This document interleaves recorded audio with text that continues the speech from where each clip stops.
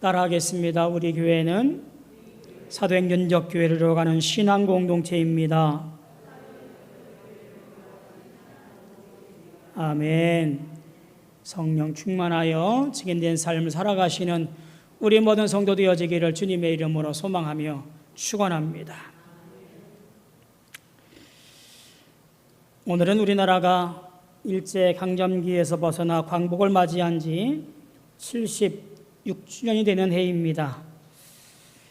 우리의 주권이 사라지고 우리의 글과 우리 이름과 우리 문화가 사라져버렸던 수많은 시간 동안 그 어려움에서 해방된 날을 기념해서 세워진 날, 그것이 오늘입니다.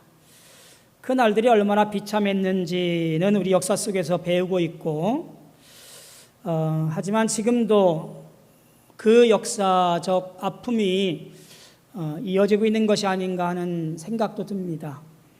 아직까지도 일본의 사죄는 없었고, 위안부 문제라든가 강제징용 문제라든가 또 일본 내에서 벌어지고 있는 혐한 시위 등등의 문제들은 지금도 이어지고 있고요. 또 이후에 벌어졌던 6.25의 문제는 또한 우리에게 큰 아픔으로 다가오고 있지요. 남북이 갈라지고 있고, 또 현재 지금까지도 우리는 전시작전권도 없는 완전한 주권을 갖지 못한 나라가 오늘 우리나라인지라 참 마음이 여러 모양으로 아픕니다. 광복이란 단어는 빛광자에다가 회복할 복자예요. 빼앗긴 주권이 회복되어지고 빼앗긴 땅을 도로 찾는다라는 뜻으로 이해하면 될 것 같습니다. 그러나 아직까지도 진정한 광복이 요원한 것 같습니다.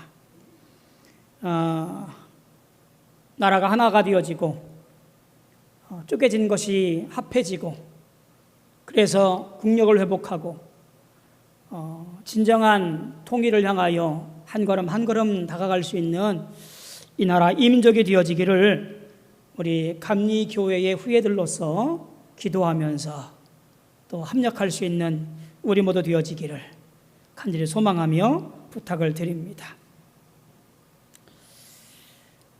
오늘 살아가고 있는 우리에게 우리 앞에 있는 이 성경을 읽어야 되는 이유가 무엇일까?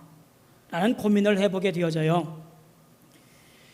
우리에게 지금 없는 무엇인가를 성경을 통해서 얻을 수 있기 때문이지 않을까 싶습니다.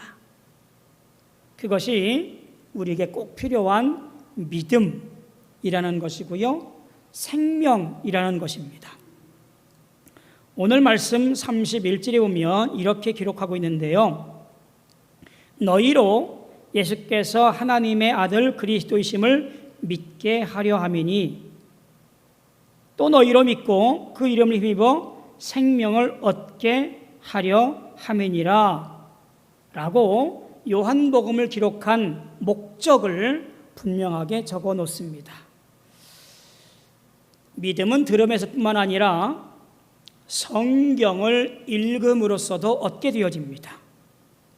요한복음을 기록한 간절한 소망은 예수의 모습을 직접 경험하지 못한 세대, 그들이 믿음 없는 사람들이 되어지지 아니하고 이 말씀을 읽고 그 말씀을 통하여 예수님의 놀라운 사역과 구원 역사를 보고 듣고 깨우쳐서 믿음을 얻고 또한 영생의 소망 중에 생명을 얻게 하기 위한 간절한 소망이 바로 이 요한복음 기자에 의한 기록의 목적이 바로 우리에게 전해지고 있습니다.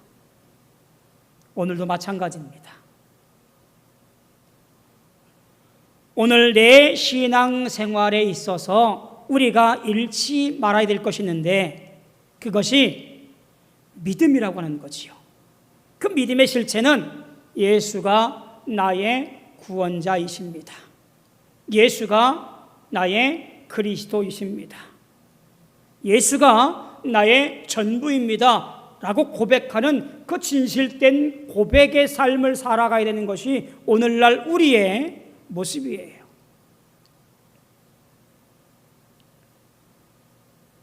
예배당 나와서 예배하지 못하고 함께 모여서 온전한 교제를 하지 못하고 많은 부분 희미해져 가고 있는 우리 믿음의 색깔을 가만히 볼 때 더욱더 간절한 소망 중에 간직하고 잃지 말아야 되는 것이 있다고 한다면 그것은 예수님에 대한 우리의 마음과 믿음이라는 거예요.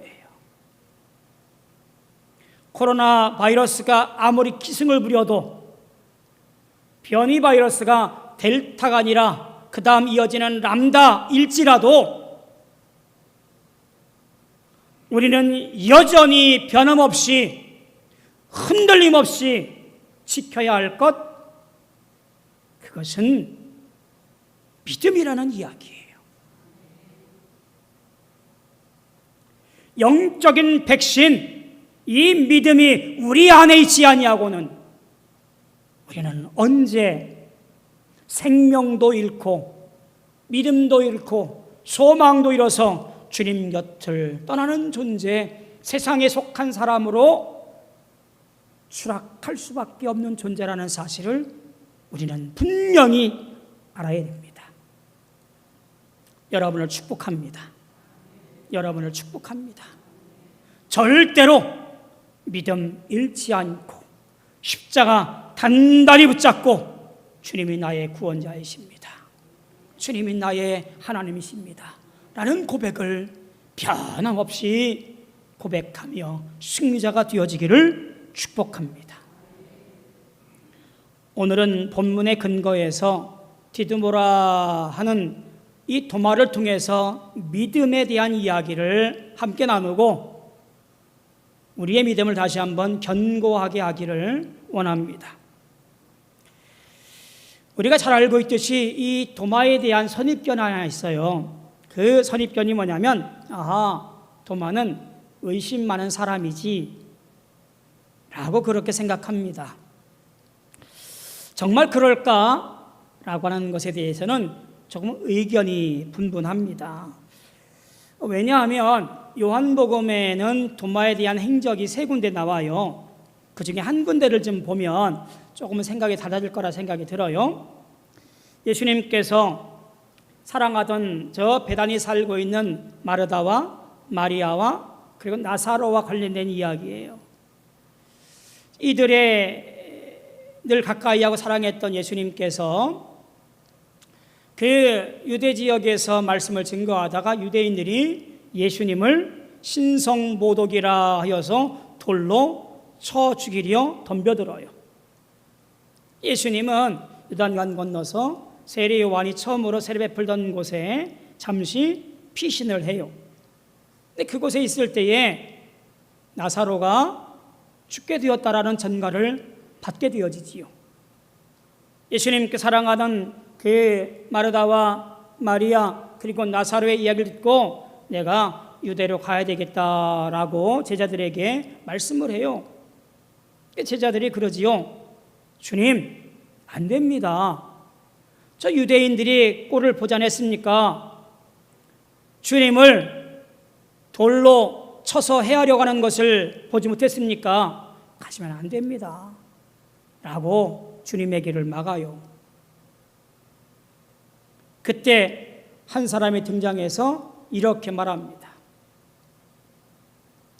우리가 주와 함께 죽으러 가자. 도마가 그렇게 말을 합니다. 다 말리고 있는 상황에 도마는 담대히 나와서 자, 무엇을 겁내냐? 우리도 주와 함께 따짓고 죽으러 가자. 주님 편에 당당히 서게 되어지지요.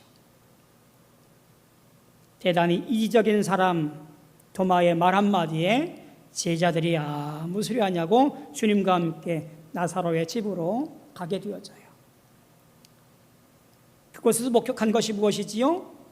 이미 죽은 지 나흘 된 나사로가 썩은 냄새 풍기면서 무덤의 문이 열리고 살아서 나아오는 것을 보게 되어지고 마르다 마리아에게 당부했던 나는 부활이요 생명이니 나를 믿는 자는 죽어도 살겠고 무릇 살아서 나를 믿는 자는 영원히 죽지 아니하리라 하는 놀라운 주님의 선언도 듣게 되어지지요.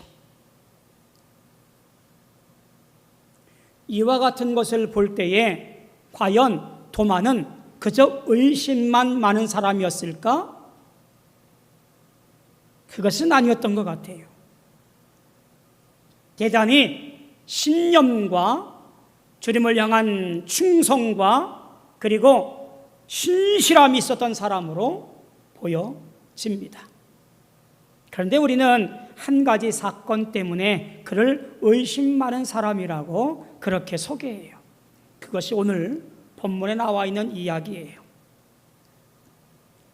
오늘 말씀 19절부터 쭉 보게 되어지면 이렇게 시작합니다. 예수님께서 부활하셔서 막달라 마리아에게 보이시고 그날 저녁에는 제자들에게 나타나십니다.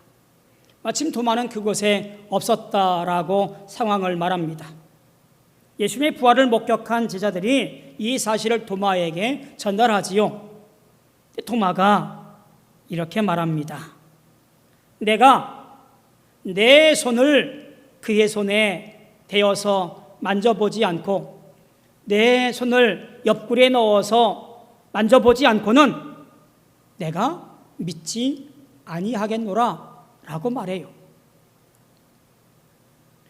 우리는 곱게 해석을 해놓았습니다마는 나는 믿지 아니하겠노라 라는 이 말은요, 원문에 충실하게 해석하자면 이런 겁니다. 아주 단호하게 나는 결코 믿지 않겠노라. 조금 더 첨가하면 나는 그 믿는 것을 거부하노라 라고 번역해 놓을 수 있습니다.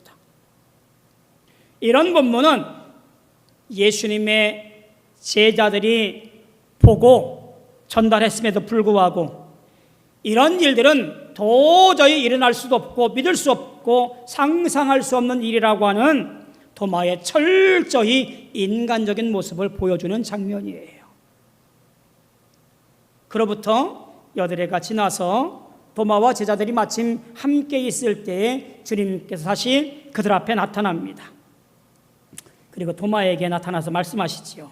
도마야, 네 손가락을 내밀어 내 손을 보고 내 옆구리에 넣어보라. 그리하여 믿음 없는 자가 되지 말고 믿는 자가 되라. 그 즉시 도마가 말합니다. 나의 주님이시요 나의 하나님이십니다.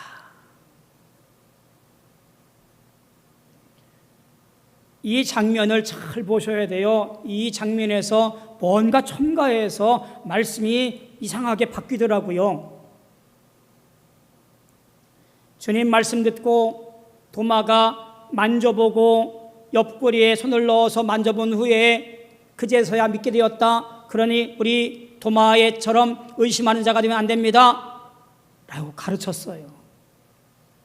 근데 아무리 봐도 도마가 만져보고 넣어보고 그랬다는 말은 없어요. 주님 말씀 듣고 도마는 그 즉시 나의 주님이시요 나의 하나님이십니다라고 고백합니다. 이 모습은 믿음이라고 하는 것은요, 눈으로 보아서 얻는 것이 아니고 손으로 만져서 나타나는 것이 아니라고 하는 사실을 분명히 보여줍니다. 로마서 10장 17절에 보면 믿음은 들음에서 나며 들음은 그리스도의 말씀으로 말미암았느니라 라고 전해요. 고린도전서 2장 9절 말씀에도 보면 하나님이 자기를 사랑하는 자들을 위하여 예비하신 모든 것은 눈으로 보지 못하고 귀로도 듣지 못하고 사람의 마음으로도 생각지 못하였다함과 같으니라 라고 전합니다. 그러니까 믿음이라고 하는 것은 우리가 눈으로 확인하거나 손으로 만지는 어떤 감각적인 것으로 되어지는 것이 절대로 아니라는 거예요. 믿음이라고 하는 것은 결국 하나님께서 보내주신 성령을 통한 내 마음의 믿음으로 보게 되어지는 영적 세계, 인간이 갖고 있는 어떤 오관을 통해서 인식할 수 있는 그런 대상이라고 한다면 어쩌면 베드로, 야고보, 요한만큼 믿음에 출중한 사람은 없을 거라 생각이 들어요. 예수님의 제일 근처에서 모든 자리에서 주님과 함께 동거동락한 사람이 그들이었습니다.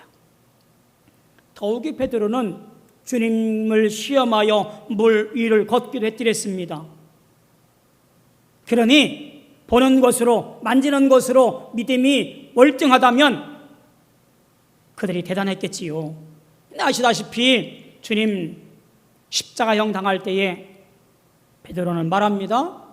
나는 그를 모르겠습니다. 저주하면서까지 예수를 모른다라고 부인했던 사람, 그게 베드로예요. 니고데모에게 하신 말씀을 우리는 이쯤에서 생각해 봐야 되겠지요. 육으로 난 것은 육이요, 성령으로 난 것은 영이니 내가 거듭나야 겠다는 말을 기이 여기지 말라. 육과 영은 다른 거예요.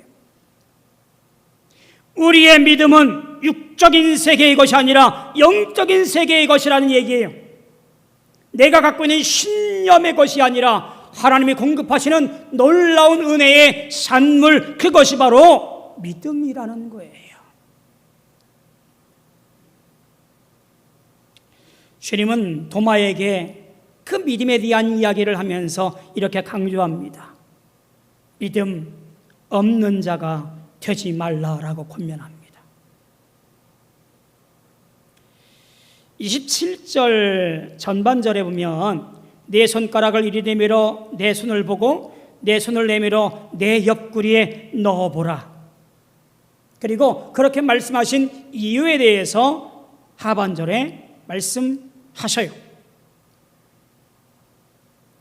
그리하여 믿음 없는 자가 되지 말고 믿는 자가 되라. 주님의 말씀의 방점은 여기에 있는 거예요. 믿음 없는 자가 되지 말고 믿는 자가 되라라고 말씀하는 거예요.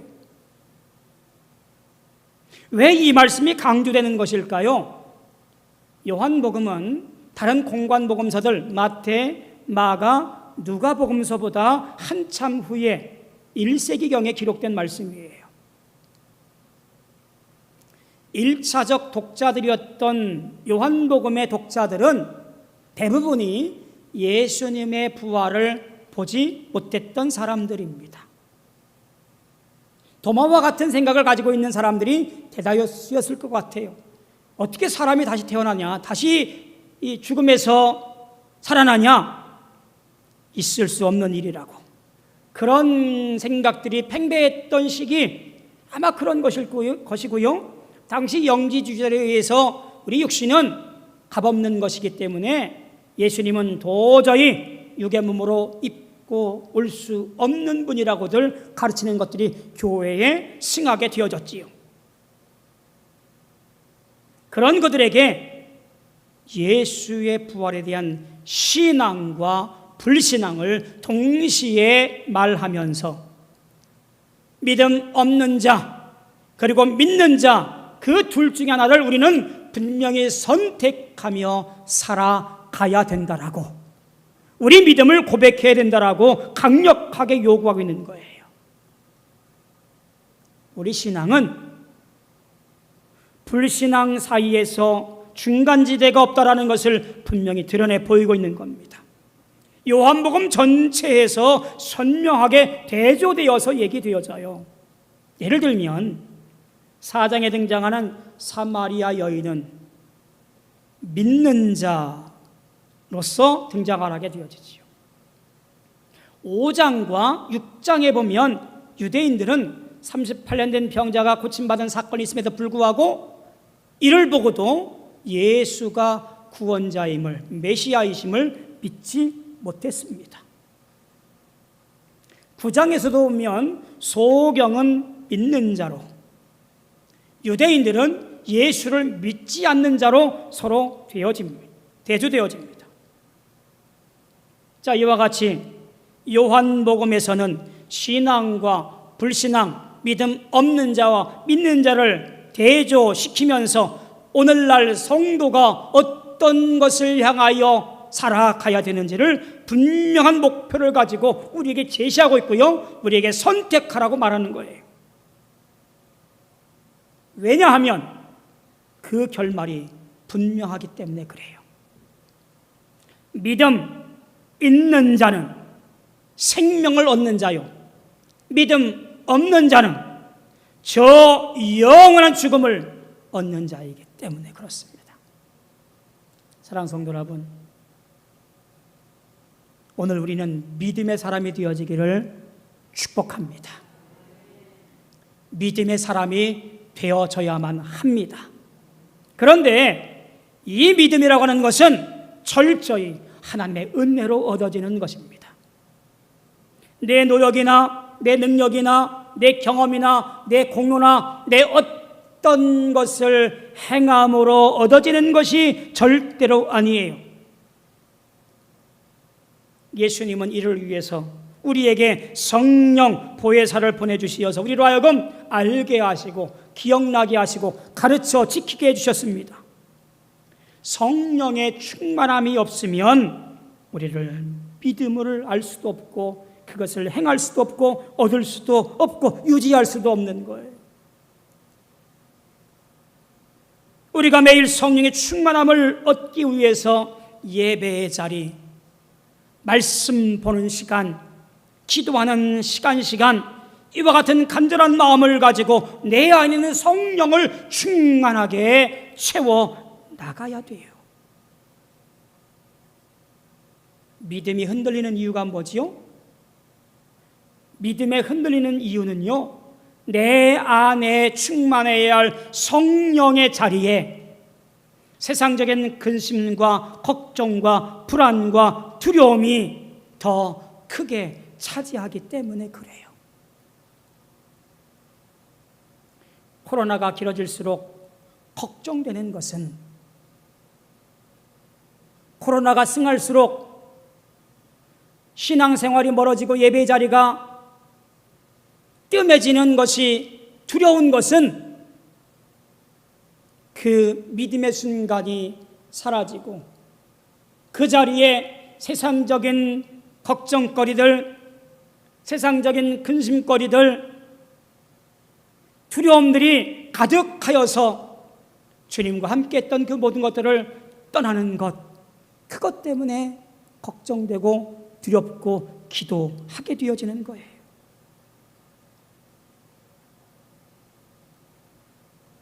어려울 때일수록 기도하고 말씀 보고 예배하여 성령 충만해서 흔들림 없는 믿음 생활하시기를 축복합니다. 흔들림 없는 믿음의 소유자가 되어지기를 간절히 축복합니다. 어쩌면 도마는 중심을 다해 믿고 따랐던 예수님께서 십자가의 처형으로 한순간에 사라져버리니 불안과 공포로 그 마음을 가득 채웠고, 그로 인해 신실했던 예수님께서 구원자라고 하는 이 믿음이 한순간에 사라져버린 것은 아닐까 하는 생각이 들어요. 감사하게도 예수님께서는 그의 마음을 다시 어루만져 주시면서 도마야, 믿음 없는 자가 되지 말고 믿는 자가 되라. 믿는 자가 복되단다 라고 축복하시는 말씀이 오늘의 말씀인 거지요.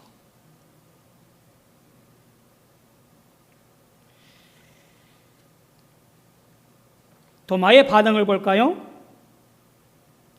이와 같은 주님의 놀라운 은혜 가운데 도마가 반응합니다. 내 손가락을 이리 내밀어 내 손을 보고 내 손을 내밀어 내 옆구리에 넣어보라. 그래서 믿음 없는 자가 되지 말고 믿는 자가 되라. 이 말씀을 적극적으로 보면 너는 나를 만져보고 그리고 나서 믿음 없는 자가 되겠느냐? 아니면 만져보지 않고도 믿는 자가 되겠느냐? 어느 것을 택하겠느냐? 라고 요구하는 말씀이지 않을까 싶기도 합니다. 도마는 이 순간에 눈이 열리게 되어지지요. 마치 엠마오로 가던 두 제자가 말씀의 강론을 통해서 풀어주실 때 뜨거워졌던 그 뜨거움처럼 도마에게 그 순간에 말씀이 들어오게 되어지고 눈이 열려 그분이 부활하신 예수님 것을 알게 된 이후에 고백합니다. 나의 주님이시요 나의 하나님이십니다. 주님은 덧붙이지요. 너는 나를 본고로 믿느냐? 보지 못하고 믿는 자들은 복되도다 라고 축복합니다. 도마의 고백과 같이 그는 평생을 나의 주님, 나의 하나님을 살았던 인물이 바로 도마입니다.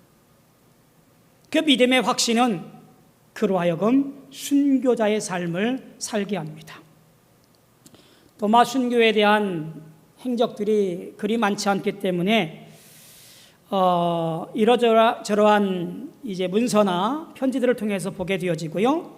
외경으로 남아있는 도마 행전을 통해서 그의 삶을 우리가 보게 되어집니다.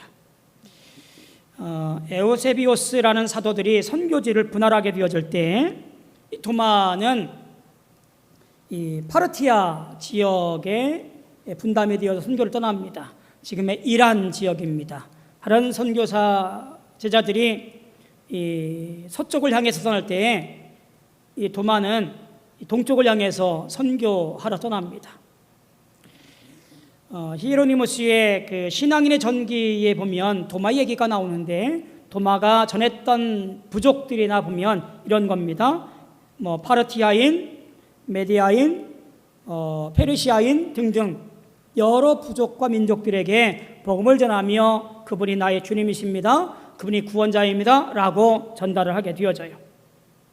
그리고 인도에서 순교했다라고 기록을 남겨요. 인도에 있는 마이라포아라는 곳에서 전도하다가 바라몬 교도들에 의해서 창에 찔려서 순교해요. 그리고 그 근처에 있는 도마산이 그의 순교한 장소라고 그렇게 기록해 놓았습니다. 1547년에 그곳에 도마 교회가 기념하여 건축되었습니다. 이 도마산 근처에 발견된 돌 비석에 보면 이렇게 기록이 되어 있어요. 페르시아어로 이 사람은 십자가에 못 박혔습니다. 이분은 참 하나님의 영원히 변하지 않는 순수한 지도자였습니다. 라고 기록이 되어 있다고 그래요.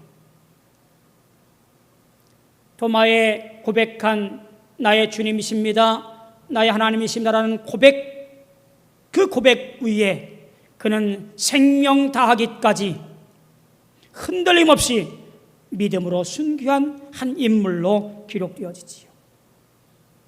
전설에 따르면 그의 유골이 지금 도마 기념교회에 안치되어 있다고 그러고요. 지금도 인도의 시리아인 기독교인들은 본인들을 가리켜 도마의 기독교인이라 그렇게 불리우고 있다고 합니다. 사랑하는 성도 여러분, 믿음을 통한 구원은 놀라운 일이고 신비스러운 일이에요.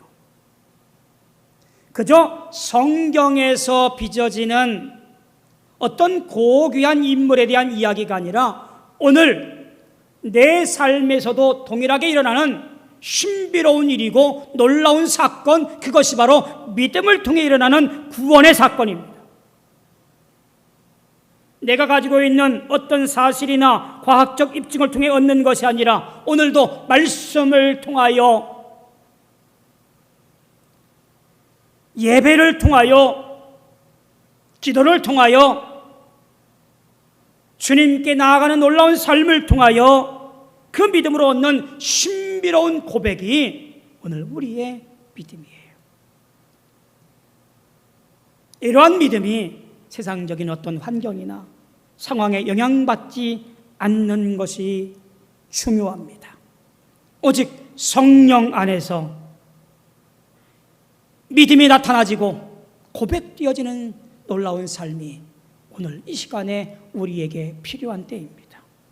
바라기는 내가 모았으니 믿을 수 없어라고 객기 부리는 자가 아니라 오직 말씀으로 그 마음에 뿌리 내려지고 성령으로 씨가 자라서 구원의 열매를 맺는 놀라운 믿음의 소유자가 저와 여러분들이 다 되어지기를 주님의 이름으로 소망하며 축원합니다. 기도하겠습니다. 고마우신 아버지 하나님, 은혜를 감사합니다. 우리가 믿음을 통해 구원받고 영생의 소망을 얻으며 생명을 얻게 하심을 감사합니다.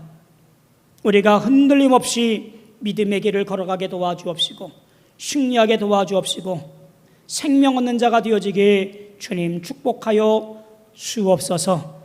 아무리 세상이 흔들리고 어렵고 혼란과 두려움이 있다 할지라도 우리는 믿음 안에서 강력하며 그리고 믿음 안에서 충만하여 이기고 승리하는 자 되어지게 역사하여 주옵소서. 예수님의 이름으로 소망하며 기도하옵나이다. 아멘.